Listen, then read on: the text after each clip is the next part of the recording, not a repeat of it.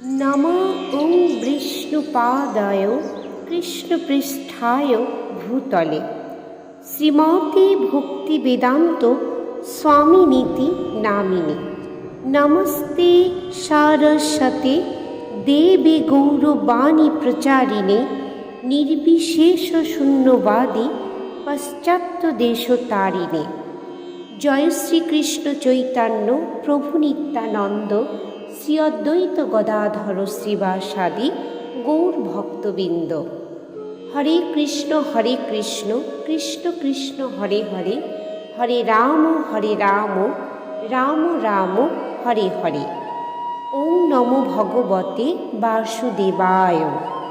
শ্রীমদ্ ভগবদ গীতার দ্বিতীয় অধ্যায় সাংখ্যযোগ থেকে শ্লোক নাম্বার 42-43।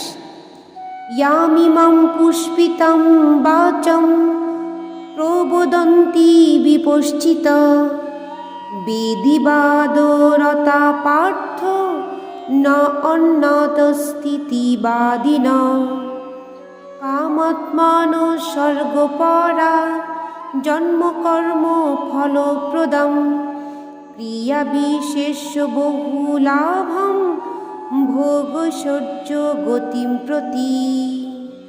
অনুবাদ: বিবেক বর্জিত মানুষেরাই বেদের পুষ্পিত বাক্যে আসক্ত হয়ে স্বর্গসুখ ভোগ, উচ্চলোকে জন্ম, ক্ষমতা লাভ আদি সকাম কর্মকেই জীবনের চরম উদ্দেশ্য বলে মনে করে। ইন্দ্রিয় সুখ ভোগ ও ঐশ্বর্যের প্রতি আকৃষ্ট হয়ে তারা বলে যে তার ঊর্ধ্বে আর কিছুই নেই। এই শ্লোক দুটির ব্যাখ্যায় বলছে, সাধারণত মানুষ অল্প বুদ্ধি সম্পন্ন এবং তাদের অজ্ঞানতার ফলে তারা বেদের কর্মকাণ্ডে বর্ণিত সকাম কর্মের প্রতি বিশেষভাবে আকৃষ্ট হয়ে পড়ে। সুরা ও নারী উপভোগ এবং জড় ঐশ্বর্যপূর্ণ স্বর্গলোককে গিয়ে ইন্দ্রিয়ের চরম তৃপ্তি সাধন করার ঊর্ধ্বে তারা আর কিছুই চায় না। বেদে স্বর্গলোক যাবার জন্য নানা রকম যজ্ঞের বিধান দেওয়া আছে, যার মধ্যে জ্যোতিষ্ঠ যজ্ঞ বিশেষভাবে উল্লেখযোগ্য। বাস্তবিকই যে মানুষ স্বর্গলোকে যেতে চান তার এই সমস্ত যজ্ঞগুলি সম্পাদন করা অবশ্য কর্তব্য। তাই অল্প বুদ্ধি সম্পন্ন মানুষেরা মনে করে এটি বৈদিক জ্ঞানের চরম উদ্দেশ্য। এই প্রকার অনভিজ্ঞ মানুষদের পক্ষে একাগ্র চিত্তে কৃষ্ণ ভাবনামৃত অনুশীলন করা সুকঠিন। মূর্খ যেমন বিষ বৃক্ষের ফল দেখে লালায়িত হয়, তেমনি তত্ত্বজ্ঞান বিবর্জিত মানুষেরা স্বর্গলোকের এই ধরনের ঐশ্বর্যের দ্বারা প্রলোভিত হয়ে তা ভোগ করবার বাসনায় লালায়িত হয়।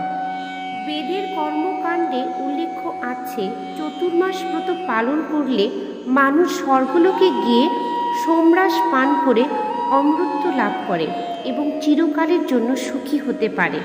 এমনকি এই পৃথিবীতেও বহু লোক আছে যারা সোমরস পান করে বলবান ও সুস্বাস্থ্যের অধিকারী হয়ে ইন্দ্রিয় সুখ ভোগ করার জন্য নিতান্তই উৎসুক। এই জড়জগতের বন্ধন থেকে মুক্ত হওয়ার ব্যাপারে এরা বিশ্বাসী নয়, তাই তারা আড়ম্বরপূর্ণ বৈদিক যজ্ঞের প্রতি বিশেষভাবে আসক্ত।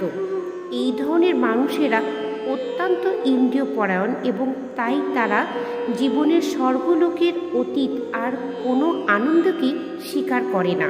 কথিত আছে, স্বর্গের নন্দকাননে অফুরন্ত সমরস পান করে অপরূপ অপ্সরাদের সঙ্গ করে ইন্দ্রিয় সুখ ভোগ করা যায়।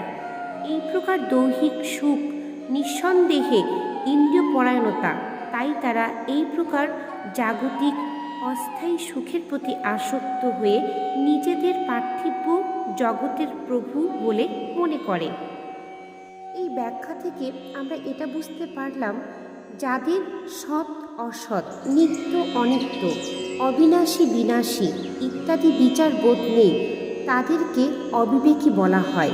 এই সমস্ত মানুষ অল্প বুদ্ধি সম্পন্ন এবং তাদের মূর্খতার ফলে তারা বেদের কর্মকাণ্ডের বর্ণিত সকাম কর্মের প্রতি বিশেষভাবে আকৃষ্ট হয়ে পড়ে। এরা মনে করে এটি হচ্ছে বৈদিক জ্ঞানের চরম শিক্ষা। এদের দৃষ্টিতে পরমাত্মা, তত্ত্বজ্ঞান, মুক্তি, ভগবত প্রেম ইত্যাদির কোনো বস্তুই নেই। এই জড়জগতের বন্ধন থেকে মুক্ত হয়ে এরা ভগবানের কাছে ফিরে যেতে চায় না। এদের সীমিত বুদ্ধিতে এরা উপলব্ধি করতে পারে না যে ভগবদ্ধামে ফিরে যাওয়ার যে আনন্দ, তার তুলনায় স্বর্গসুখ নিতান্তই তুচ্ছ। এই ব্যাখ্যা থেকে আমরা এটাই বুঝতে পারলাম। হরে কৃষ্ণ।